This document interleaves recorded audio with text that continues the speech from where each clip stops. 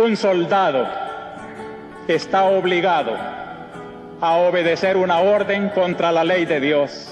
Y mientras a las derechas recalcitrantes se les acosa con medidas de hecho, pero no se les reprime como a las de izquierda.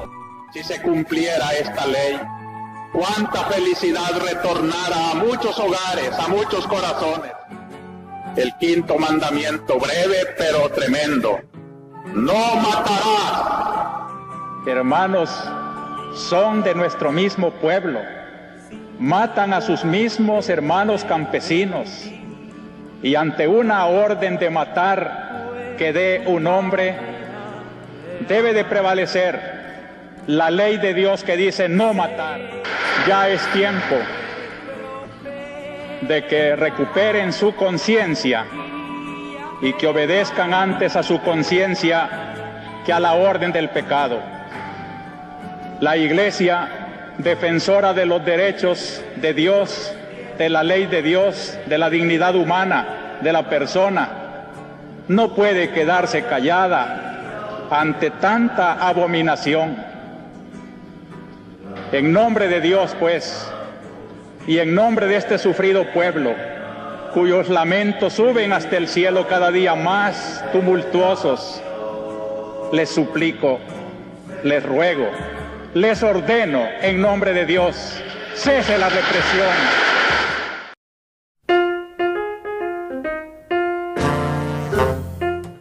Bienvenidos a Escenarios, soy Carlos Doradea. El pasado 14 de octubre fuimos testigos de un evento trascendental para la historia de nuestro país, como es la canonización de Monseñor Óscar Arnulfo Romero, conocido a nivel mundial por llevar un mensaje de verdad y de justicia a través de la fe. Vamos a conocer al invitado que tendremos en la entrevista de este día.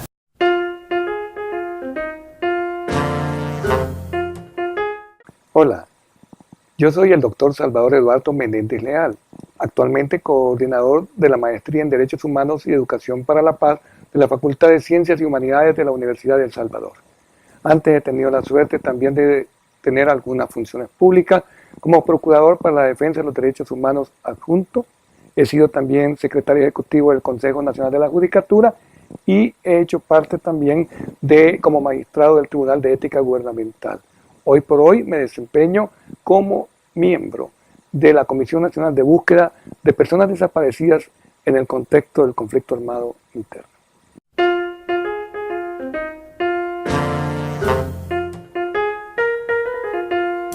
Doctor, gracias por acompañarnos en la entrevista de Escenarios. Al contrario, muchas gracias a ti, Carlos. Empezamos con esta entrevista. Monseñor Romero fue asesinado por denunciar durante sus homilías las diferentes injusticias que se cometían durante el conflicto armado. ¿Qué representa su muerte y por qué trasciende el mensaje y obra de Monseñor Romero en el devenir del conflicto armado salvadoreño? Bueno, sin duda alguna la muerte de Monseñor Romero representa una muerte martirial. Él es un pastor mártir, pero además es un guía espiritual y además es un defensor, es un profeta social. Y todo esto lo que me permite decir es que es el más grande defensor de los derechos humanos.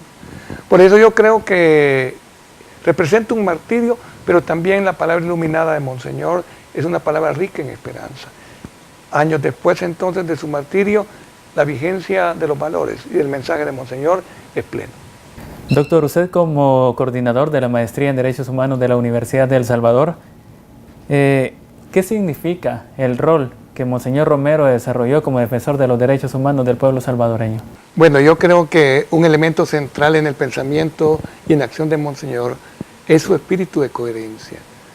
En un momento tan difícil porque, insisto, 1980 es un momento dramático. En el trienio 1980-83, ojo, se cometen el 75% de las víctimas del conflicto armado en El Salvador. En ese año, 1980, es asesinado el Procurador General de la Nación, posteriormente en marzo nuestro Monseñor y sobre todo después va a ser asesinado nuestro rector mártir, en noviembre el FDR, quienes lo integran, y sobre todo una semana después las monjas Marinolas.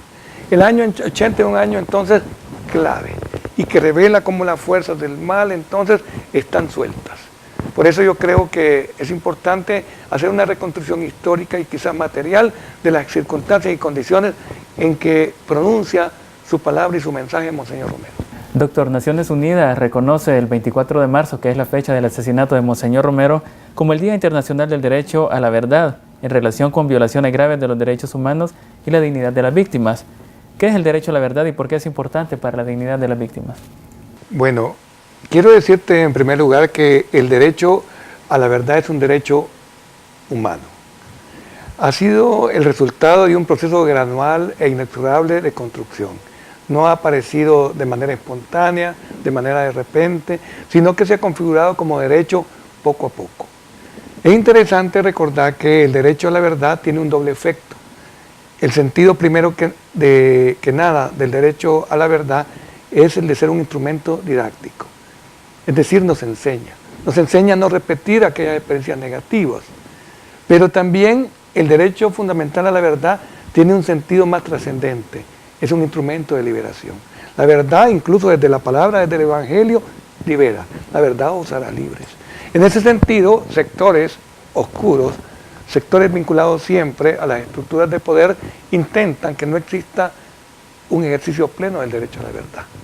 Por eso yo diría de que cuando Naciones Unidas, a través de Asamblea General, que es uno de los órganos principales de las Naciones Unidas, determina que cada 24 de marzo deberá ser recordado como el Día Internacional del Derecho a la Verdad, lo que hace es un justo reconocimiento, y así lo dice uno de los preámbulos, uno de los considerandos del decreto, del acuerdo de Asamblea General, donde se señala que en reconocimiento a la obra y al legado de Monseñor Romero, se declara el 24 de marzo de cada año como el Día Internacional del Derecho a la Verdad, en relación a las víctimas de graves violaciones a los derechos humanos.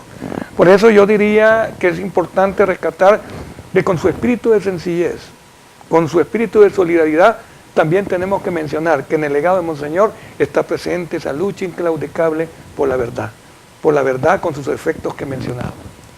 Hablando del legado de Monseñor Romero, ¿cómo podríamos aplicar en la actualidad o cómo vemos reflejado en la actualidad el pensamiento en cuanto a la defensa de derechos humanos, en cuanto a la cercanía que tenía con los más necesitados? ¿Cómo eso lo podemos relacionar con el presente? Te comento algo. Uno debe superar el peligro que representa que Monseñor sea reducido a un afiche o a una estampa. El Monseñor Romero, y estoy seguro que él así lo desearía, es un Monseñor vivencial, que está presente en el día a día, porque Dios vuelve su rostro hacia este pueblo a través de la figura de Monseñor Romero. Su palabra es iluminada, pero también es rica en esperanza, y nos marca el sendero para la construcción de una sociedad que no solamente sea justa y democrática, sino que en verdad sea por primera vez humana. Porque ¿cómo podemos llamar humana una sociedad donde, por decirte algo, un amplio sector de la sociedad vive en pleno siglo XIX, con las enfermedades propias de ese siglo, excluida y marginada, debatiéndose entre ser miserable o ser pobre? Pero por otro lado, el abismo social vive un sector minoritario entre ser rico o ser opulento, viviendo con las bondades y virtudes del siglo XXI. En ese sentido, Monseñor Romero lo que hace es denunciar el escándalo y la vergüenza que representa esa riqueza creada y construida en base a generar pobreza. Por eso lo dice bien la palabra: muy difícilmente los ricos heredarán la tierra y entrarán al reino de Dios. Pero es un tipo de riqueza la que él denuncia, esa riqueza que está basada en la exclusión y en la marginalidad. Por eso yo diría que el legado de Monseñor, y lo hemos citado antes, está vigente hoy como nunca. Es decir, los acontecimientos en el presente reafirman la validez del mensaje de Monseñor. Y diré algo: Monseñor está presente en el frontispicio de una abadía en Londres. Está citado como uno de los grandes mártires, incluso a la par de Martin Luther King, porque es el más universal de los salvadoreños. Y cuando yo leía, por ejemplo, que el alcalde si no me equivoco, de Delgado, quitaba la figura, la estatua de Monseñor Romero, lo que hace no solo es una acción torpe, sino no solamente reafirma que aquellos sectores oscuros, y bien lo señala el informe de la Comisión de la Verdad cuando analiza entre sus 30 y tantos casos, analiza el caso de la muerte de Monseñor Romero.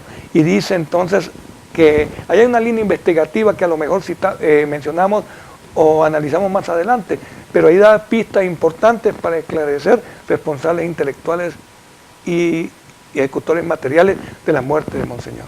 Y es precisamente parte de esos sectores que usted menciona los que no reconocen aún lo del informe de la Comisión de la Verdad, y precisamente la siguiente pregunta era sobre eso, de que arrojó algunas conclusiones sobre la muerte del arzobispo, como los nombres de los responsables y el procedimiento para su asesinato. En ese sentido, ¿qué representa el caso de Monseñor Romero frente a los diversos casos de impunidad en el contexto de la guerra de los 80? Un desafío enorme, porque Monseñor Romero denunció siempre la impunidad. Bueno, ¿acaso su mismo caso no está en impunidad? No, en marzo de 1993, cuando se revela el contenido de este informe de la Comisión de la Verdad, lo primero que hace el poder antidemocrático y opuesto a los derechos humanos es dictar una semana después un monumento a la impunidad, que se llama la Ley de Amnistía. Entonces, lo que yo quiero llamar su atención es que en el informe de la Comisión de la Verdad están contenidas pistas importantes para determinar quién ejecutó, quién ordenó y por qué la muerte de Monseñor. Afortunadamente, y esto también quisiera, sobre todo para la gente muy joven, que quedara muy claro, han acabado físicamente con Monseñor. Él estuvo con ese espíritu de coherencia, dispuesto a dar hasta su vida por lo que él cree justo, que es la proclamación de la palabra y la promesa perfecta de Dios. Pero lo que no pudieron matar es su mensaje y sus valores. Hoy como nunca están más vigentes. Por eso yo diría que triste papel hacen quienes se oponen a la canonización de Monseñor Romero. Hay un hecho que es clave. En el 2015 el Vaticano reconoce que es no solamente un hijo de Dios, y yo señalo un hijo predilecto de Dios, sino que añade también, fue muerto por odio a la fe. Cuando lo señala así el Vaticano, porque la intercesión, sinceramente, del Papa, su Santidad Francisco, ha sido crucial, cuando lo señala así, lo que lo califica es como un hombre defensor de derechos humanos, como una voz de los sin voz y sobre todo como un guía espiritual, como un artesano de la paz y sobre todo como un profeta. Porque esto es importante. El profetismo social de Monseñor se revela en el hecho que no solamente denuncia los males sociales, los pecados sociales de la insolidaridad, de la pobreza y la exclusión, sino que también anuncia la buena nueva. Como profeta tiene un destino. Primero es que su propio pueblo no lo reconozca. Ay, Jerusalén, dice la palabra, que mataste a los profetas que te envié. Monseñor es profeta. Y por eso yo quisiera decir en este momento, y sobre todo, insisto, en los jóvenes, porque debe haber esa transferencia intergeneracional, que no descuiden la figura de Monseñor, pero tampoco la trivialicen y banalicen. Monseñor es un norte, es un horizonte que nos guía a construir una sociedad más humana. ¿Podríamos decir que la canonización de Monseñor Romero es un acto de justicia para los salvadoreños? Sí, pero yo también temo algo, que con la canonización de Monseñor Romero nos quitan a Monseñor Romero y lo vuelven universal. Miren, a mí me parece realmente llamativo. Dicen que entre 5.000 y 7.000 salvadoreños y salvadoreñas están presentes en todas estas ceremonias de canonización. ¡Qué bueno! Pero yo creo que hay que tener mucho cuidado también con alguna especie de turismo religioso. Hay que trabajar la figura de Monseñor Romero por lo que representa. Y por eso es crucial su caracterización y la definición de su figura y de su identidad. Yo quiero decirles, Monseñor Romero odiaría toda esta majestuosidad, porque él es un hombre sencillo. Y en esa sencillez está el hecho de que es un hombre hijo de Dios con tendencia a ser perfecto. Doctor, ¿cómo podríamos retomar el pensamiento de Monseñor Romero y evitar lo que usted nos mencionaba hace un momento, de que sea únicamente un santo de estampa? Y también otra pregunta, ¿qué implicación debe tener la anulación de la ley de amnistía en estos casos de impunidad? Bueno, lo primero, Carlos, yo quisiera destacar esto. La Iglesia tiene todo su canon de santos.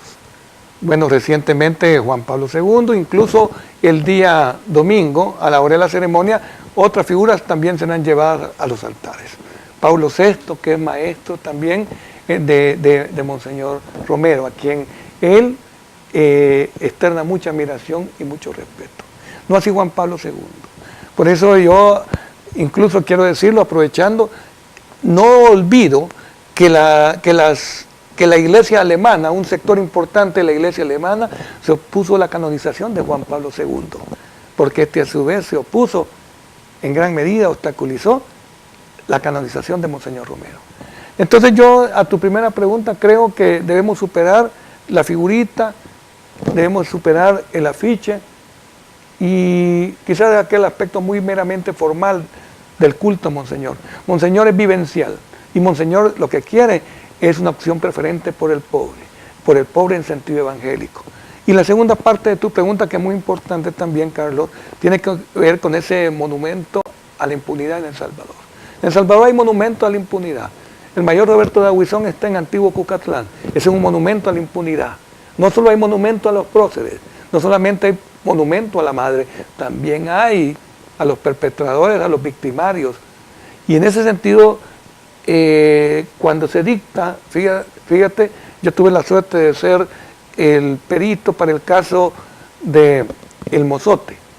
En el caso del Mozote, ante la Corte Interamericana de Derechos Humanos, se establece y se menciona la figura de Monseñor Romero como un adalid de la paz y como un adalid también de la verdad. Esa desafortunada gracia de la amnistía lo que hizo fue confirmar que en El Salvador se quería imponer una tesis, y es una estrategia del simple perdón y olvido.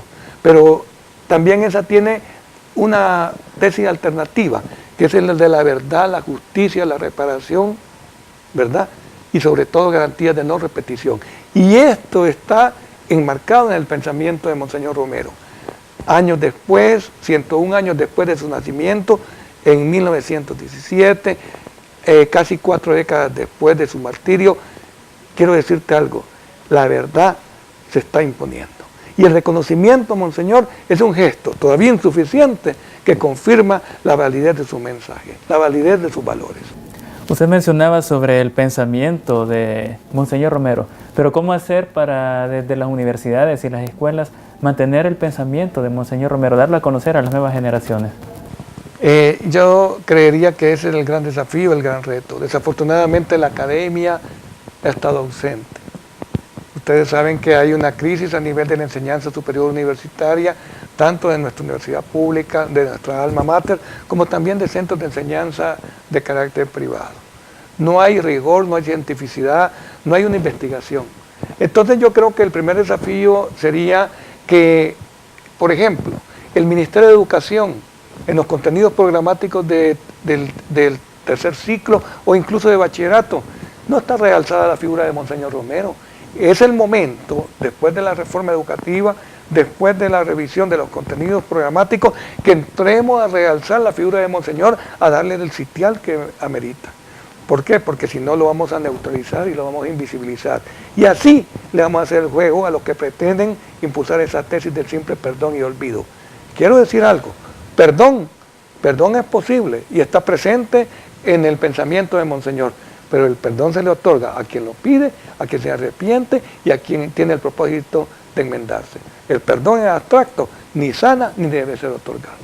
Parte importante de nosotros los salvadoreños debería de ser un poco tener memoria histórica y conocer todo lo que ha pasado, todo lo que ha transcurrido en nuestra historia reciente. Y el caso de Monseñor Romero es un caso bastante emblemático en nuestro país. Sumamente emblemático. Y nosotros debemos ser el ejemplo para las nuevas generaciones y para las futuras que le vengan dando un seguimiento también a la vida y obra de Monseñor Romero.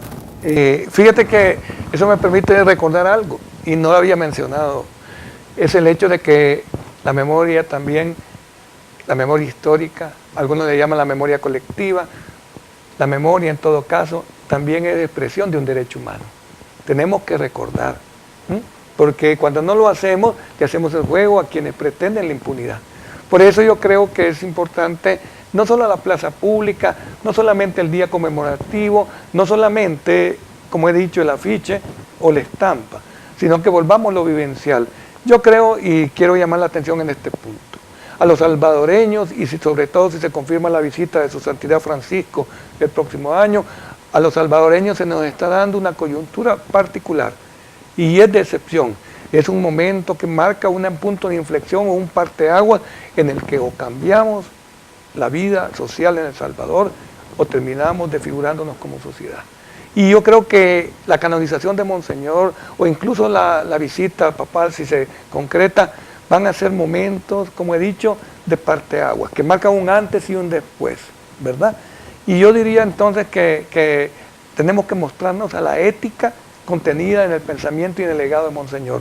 Una ética que, eso sí, es inclaudicable y que es radical, porque él no va a transar con la injusticia. Esa injusticia, otra vez menciono, que muerde el pie del descalzo en el pensamiento y en el legado de Monseñor, es indefendible.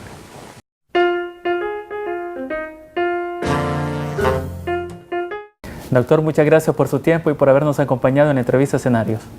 No, al contrario, yo les agradezco la oportunidad y creo que el gran desafío, Carlos, es hacer de Monseñor vivo hoy como nunca. Muchas gracias. Gracias.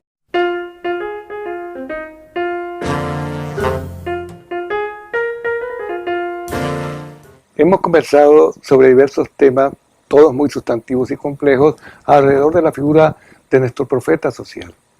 En ese sentido hemos trabajado temas que tienen que ver con los valores, con los mensajes que Monseñor nos invitaba a practicar.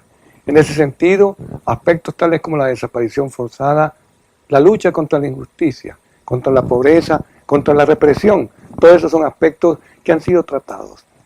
Invito sobre todo a aquellos jóvenes a que hagamos vivencial la figura y el legado de nuestro profeta social.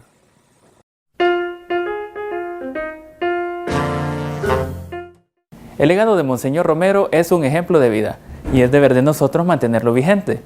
Le invitamos a acompañarnos en la próxima emisión de Escenarios y también los invito para que estén pendientes de nuestras transmisiones en el canal de YouTube de TVUES, así como también de nuestras redes sociales institucionales, Universidad de El Salvador y TVUES. Hasta la próxima.